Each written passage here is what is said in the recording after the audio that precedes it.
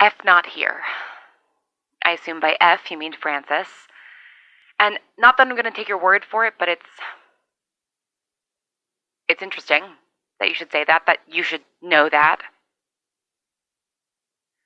I think maybe I'm starting to understand. Well, maybe not understand, but I'm beginning to form a theory. Maybe.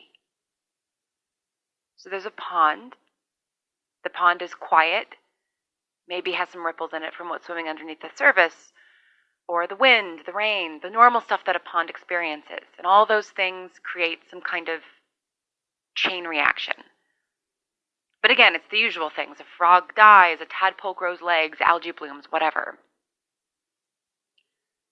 But if you throw a huge boulder into that pond, everything goes fucking bananas. It kills a duck or displaces so much water that fish drown on dry land, and then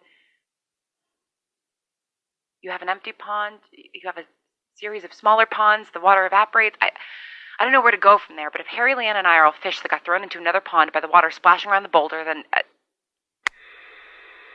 I'm not sure that that's anything. I wish there was, I don't know, a book I could read, a scientific journal, something.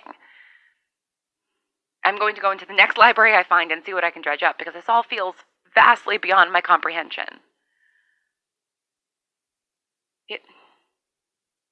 It occurred to me,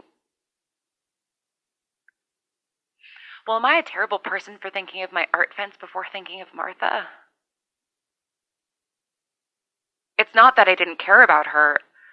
Sure, we were never committed, but I cared. I think I've just been hoping that I wasn't important enough in her life to really have an impact. She was this bright, uncomplicated spot in a pretty messy life, and I hope she stayed that way. I hope we were both a refuge for each other, an escape from our real worlds, and that, because of that, the mistakes of my real world didn't shake hers.